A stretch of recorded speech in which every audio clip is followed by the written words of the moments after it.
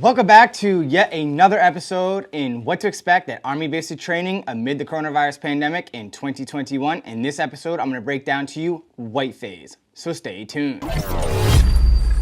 Here we go! What's up, everybody? Welcome back here to Team Swartz, and if this is your first time here, welcome to my channel. Here I post a ton of Army basic training tips, recruiting, and other Army-related videos, with this episode focusing on white phase. I also go live weekly addressing your most desired questions and addressing your concerns. So with that being said, white phase is now 3 weeks long, with the primary focus being on BRM, or Basic Rifle Marksmanship. By the end of this phase, you will be expected to qualify with your assigned weapon, whether that be an M4 carbine or your M16 rifle. With that being said, you will qualify with your backup iron sights and your CCO, or your close combat optics, which is your scope. Strive for greatness and hit as many targets as you possibly can. Depending on how many targets you hit, you will wear either a marksman badge, a sharpshooter badge, or an expert badge. You will wear the marksman badge if you hit 23 to 29 targets. If you hit 30 to 35 targets, you will wear sharpshooter. If you hit between a 36 to a 40, you will earn yourself and wear your expert marksmanship badge. Listen carefully to the blocks and instructions at this time. Learn your basic fundamentals and be coachable. Don't be a know-it-all. These will be very, very long days, and it will be frustrating because there will be a lot of waiting involved. If you're not on the firing lane or next on standby to fire, you will be receiving concurrent training on previous training that you've received thus far. PRT will also be conducted daily for no more than 2 hours per day, with the exception of the days that you execute road marches. Like I previously described in the previous video, I'm going to break down what you're going to be doing day to day. So on day 1 will be nothing but Sunday vibes, as previously described. Day 2 is going to be conducting a 3.5 mile road march to your 25-meter range, where you will spend the entire day doing nothing but group and zero with your backup iron sights with your assigned weapon.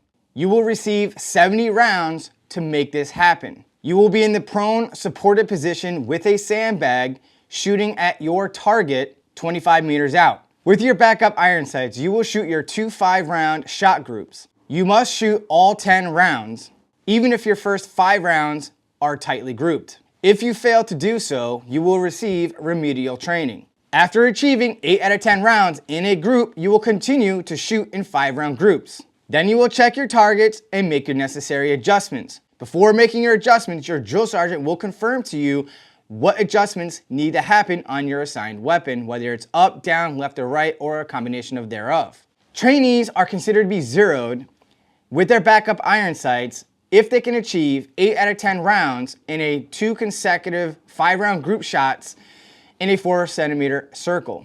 Once you've effectively zeroed your assigned weapon, your drill sergeant in charge of your lane safety, will then instruct you to go to the verification station to be verified and confirmed by a drill sergeant that you in fact zeroed your assigned weapon. From there, you will move on to concurrent training. While you're in the firing lane, you are going to be with a battle buddy, and if you're not the one firing your weapon, you are going to be coaching, and you are going to assume the role of a coach.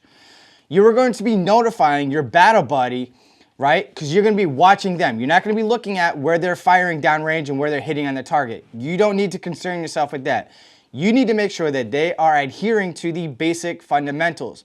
You're going to be watching them breathing. Are they anticipating the shot? Meaning that, are they flinching, closing their eyes? Are they jerking the trigger, right? So you're watching the trigger squeeze, you're watching their breathing, all that stuff, right? They're going to teach you how to be a good coach and just ensure that they are adhering to the basic fundamentals. So you, as a firer on the firing range, make sure that you have a good sight picture. This will be your front sight post.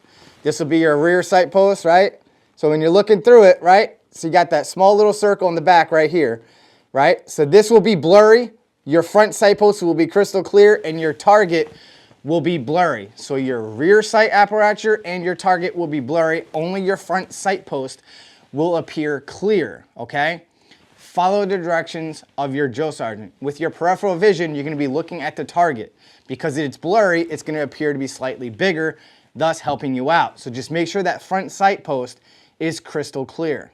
Make sure that you're breathing. All right, so they're gonna teach you either to shoot at the top of your breath, at the bottom of your breath, or at the middle of your breath, whatever feels comfortable for you, right? Just find your flow. Work with it a little bit, practice, okay? So like if I'm breathing, right? So if you hold a broomstick or a stick or a Nerf gun or something like that in your house, just get down in a prone supported or, prone supported position, right? Or unsupported, and when you're holding it,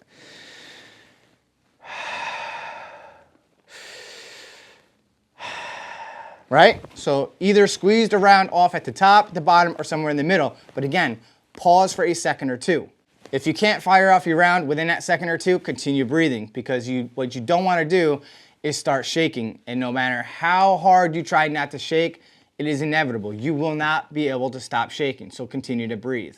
On day 3, you're going to continue all day your group in 0 with your backup iron sights with your assigned weapon, as previously described. On day 4, you are going to continue as previously described, continuing your backup iron sights group in 0 to include receiving your next block of instruction on drill and ceremony. Your D&C will be focused on platoon drills, focusing on forming a platoon, breaking ranks, counting off, changing intervals, aligning a platoon, opening and close ranks inspection, resting a platoon, dismissing a platoon, eyes right, changing directions of a column, marching to the flanks, forming a file and reforming, forming a column of 2s and reforming, as previously described as a squad, but this time as a platoon. Day 5 is all about confirming your 0 with your backup iron sights on the LOMAH range. LOMAH is a computerized system that has lasers just beyond your muzzle that detects your round when it exits your muzzle and when it hits the target. And it will detect where you are hitting on the target. The person on the LOMAH computer will not tell you where you are hitting on the target. The whole purpose is to confirm your 0. So they're just looking at your shot group essentially. So today you will receive 50 rounds. Again, just like previously described, you will shoot 5-round shot groups, with 25 rounds being at the 100-meter target and another 25 rounds being shot at the 300-meter target. You will be confirmed 0'd for the 100-meter target if you can achieve 8 out of 10 rounds within a 6-inch circle at the 100-meter. And again, you will be confirmed 0'd for the 300-meter target if you can achieve 8 out of 10 rounds within a 12-inch circle at the 300-meter target. And again, this is achieved by observing the computer of the LOMAH machine. As previously described, if you are unable to achieve 8 out of 10 rounds within your prescribed circle on your target, you will receive remedial training. On day 6 is going to be primarily focused on your EST, or your simulation firing of single and multiple targets. It's essentially like, I'm showing my age a little bit here, but it's like a grown-up version of Duck Hunt, well, military edition. Anyway, so with that being said, with a computerized simulated system, you will fire at single targets and multiple targets. Simulated field fire training begins transition from unstressed, slow firing, static known distance targets to engaging single and multiple pop-up targets at variable ranges and exposure times.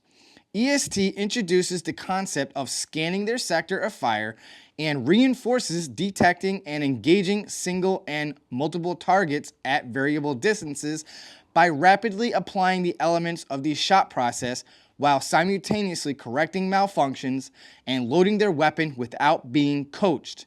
It is intended to mirror the live fire field fire by firing the same scenarios. It also reinforces the use of an adjusted aiming point to compensate for the effects of a 300-meter 0. Soldiers should identify how time constraints and multiple targets impact the elements of the shot process. Day 7, you will be conducting your practice qualification with your backup iron sights with your assigned weapon. Today, you will shoot a total of 120 rounds. Your first 40 rounds will be shooting at single targets. Your next 40 rounds will be shooting at multiple targets. And then your last 40 rounds will be as if you were trying to qualify with your assigned weapon with multiple targets the entire time. Your targets will be ranging from 50 meters upwards to 300 meters. So you'll have targets ranging from 50 meters, 75 meters, 100 meters, 150 meters, 200 meters, 250 meters, and 300 meter targets, either on the left-hand side or the right-hand side. Make sure you are scanning your sector. Unfortunately, sometimes we have trees or bushes or branches that are going to be in the way, blending in with your target. Sometimes the targets are white, sometimes the targets are green, so make sure that you are paying attention. So for your actual practice qualification, your last 40 rounds when you're engaging targets from 50 to 300 meters with multiple pop-up targets, you're going to be transitioning from multiple positions. So your first round of your first 10-round magazine will be from a standing unsupported position. After you fire off that first round, you immediately transition to a prone unsupported position and finish your last 9 rounds engaging your targets. The next 10-round magazine will be shot from the prone supported position where you rest your rifle on a sandbag. Make sure you adjust it appropriately so that you are able to maneuver your rifle to aim at the appropriate targets. From there, you will transition to the kneeling position. Make sure that you don't make the mistake of placing your elbow on top of your knee. So if you do an exercise like this where you place your elbow like this, you're going to feel that your elbow will move, it will wobble. So if you go into the kneeling position, as you see on the screen, placing your elbow directly on top of your knee, your elbow is going to wiggle. So extend your actual elbow just beyond your kneecap so that it's resting at the lower portion of your tricep muscle. That will give you the most effective position with the most control. Your last 10-round magazine will be fired from a standing supported position with the barrier. You will place your rifle on the barrier and hold your rifle with your opposite hand with both feet on the ground, kicking your butt backwards in a comfortable position and engage your targets. On day 8 is nothing but Sunday vibes, as previously described. Day 9 will be your weapons qualification with your backup iron sights. You'll also receive a class on anti-terrorism and an introduction and familiarization with the Army Combat Fitness Test. With your backup iron sights weapons qualification, you will receive 40 rounds and 40 targets. Hit as many targets as possible. With the practice qualification, with the single targets, multiple targets, and so on, where they required you to hit at least 28 out of the 40 targets, for your actual for record weapons qualification today, you are going to have to achieve a minimum of 23 hits out of 40 targets. You will receive an anti-terrorism class for about an hour, which will consist of topics varying from general security issues, insider threats, transit, travel and residential security, OPSEC or operational security, and suspicious packages. Then you will knock out your ACFT or your Army Combat Fitness Test familiarization. Regardless of what you read in the headlines, the Army Combat Fitness Test is not going anywhere. I did a couple of videos about the Army Combat Fitness Test if you want to know about if it's for record, when it becomes for record, and all the nitty-gritty details about the ACFT. I will post my video links down below for you to check out in the description area. They will walk you through all 6 events, demonstrating the proper techniques to each event and describe them to standard. They will discuss with you the maximum 3-rep deadlift, the standing power throw, the hand release push-up, the sprint drag carry, the leg tuck or the alternate plank, and the 2-mile run. Expect to do a diagnostic ACFT, and this will take about 2 hours. Day 10 is your deferred issue, where you will receive and be issued your pinks and greens, the all-new dress uniform, which will be your daily duty uniform while you're on active duty in a garrison environment. You will be issued them, they will measure you and send it back to the cleaners to get adjusted and tailored to your measurements and picked up at a later date. Day 11 is all about your classroom blocks of instruction on land navigation and knocking out your conditioning obstacle course. The classroom land navigation course is about 6 hours, refreshing you on the topographical symbols and identifying land terrain features, to include going over a 4, 6, and 8-digit grid coordinate on a topographical map, measuring a distance on a map, and determining a grid azimuth and converting that into a magnetic azimuth utilizing a compass and a topographical map. You will also receive TCCC reinforcement training about your tactical casualty care card, and then transition to the conditioning obstacle course, where you're going to have a crap ton of fun. Unlike the confidence obstacle course, this one is going to be a timed event. They will demonstrate each obstacle and walk you through it one obstacle at a time. With this obstacle course, you will have to negotiate these obstacles quickly and within the shortest time possible. These obstacles are going to require you to do a lot of running, crawling, climbing, jumping, balancing, everything. So after your walkthrough of each obstacle, you are going to run through this with your platoon, shooting for the shortest time possible. In some cases, you are going to designate upwards to like 8, maybe 10 people from your platoon to compete against other platoons for a streamer for your guidon. Your guidon is your flag for your platoon. Throughout basic training, you can earn various streamers like the Confidence Course, BRM for basic rifle marksmanship like we're doing in this phase, and for other things. So have fun, be safe, and do your best. The conditioning course is about a mile long, so it's gonna be strenuous. My tips to you for the conditioning course is to sprint from one obstacle to the next as fast as you can. Probably more or less at the 80% max effort. Not 100%, but like 80 to like 90% max effort. Then when you get to the actual obstacle itself, take your time. Slow is fast, fast is slow. Just one little warning for you. The obstacle where you're climbing the net to get to the top and then climbing to the other side and going down the net, at the top part, depending on where the cross rope is, and when others are going down on the opposite side, it's going to be tugging on the rope. So at the very, very top, don't put your hand at the very, very top just below the wood. Like I'll show a photo on the screen where I'm talking about. But if you place your hand there and somebody's on the opposite side and pulls on the rope, your hand is going to get caught between the wood and the rope. But this event, like I said, is extremely fun and exhausting. That very last high crawl, whoo! You're gonna be gassed out, I'm telling you. But it is a lot of fun, so enjoy. Day 12, you are going to learn how to boresight your weapon with your CCO, your close combat optics, your scope with a red dot. The CCO that you should be using is usually an M68. I'll show a photo of it on the screen here. And again, this is a scope that gets mounted on your M4 or M16 carbine.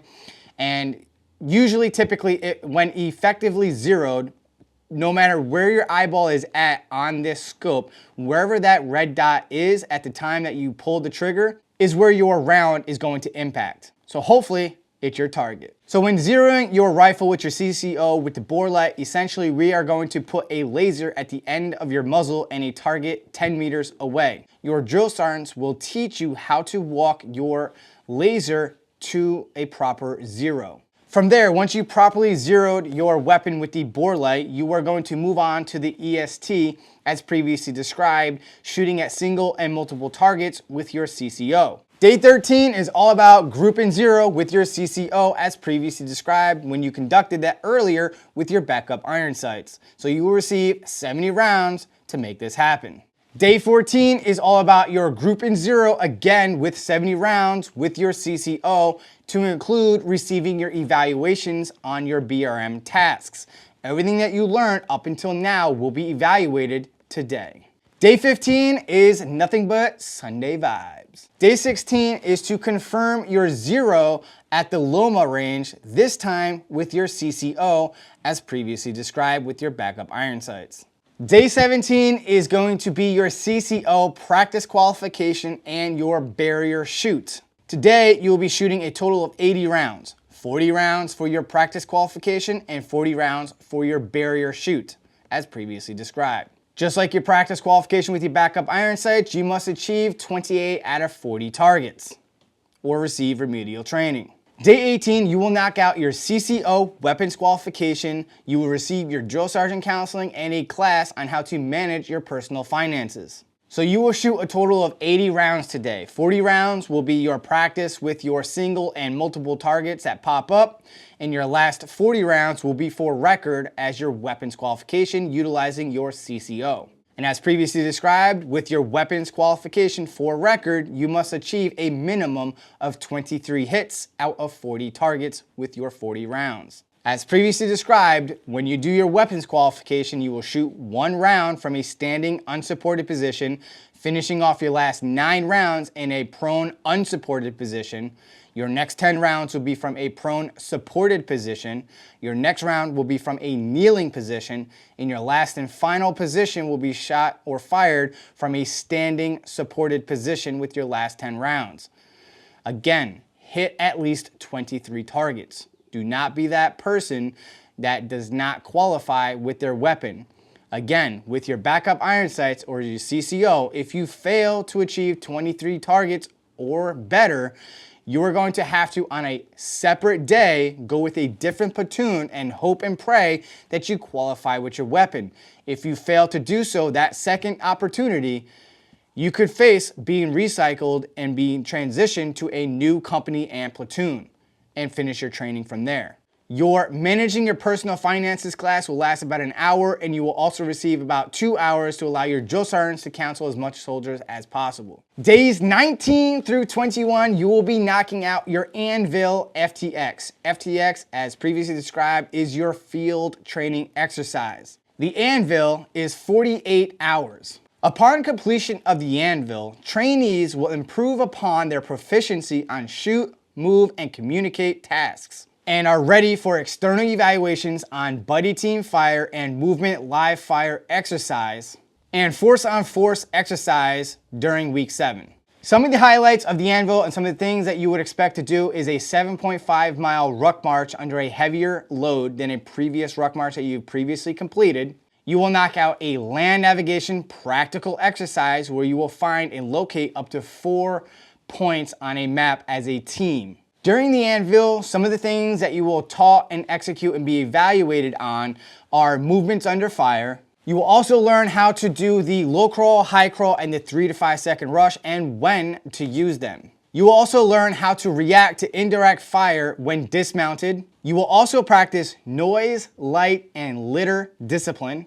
Use the visual signaling techniques or the hand signals during combat operations. Challenging persons entering your area. Engaging your targets with your rifle, selecting hasty firing positions, perform voice communications, react to chemical and biological hazard attacks, establish a patrol base or an objective rally point, move as a member of a team, how to camouflage your face utilizing face paint and your equipment using the things around you, and so much more.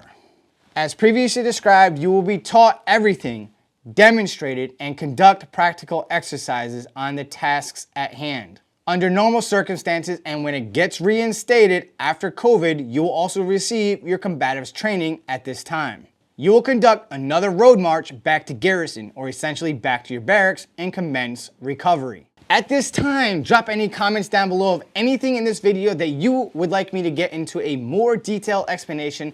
Drop a hashtag Team Swords down in the comment section. Let me know that you're my ride or die Team Swords squad member. Letting me know that you made it this far into the video. Like this video, smash it if that's something you're into, and I'll see you in the next video. Hold up, wait a minute. Like this video and follow me on social, and while you're at it, go ahead and check out one of my other videos right over here. Just pick one. They're pretty cool. I mean, I liked it. I mean, I was in it. Spoiler alert. I teach you something. Just saying.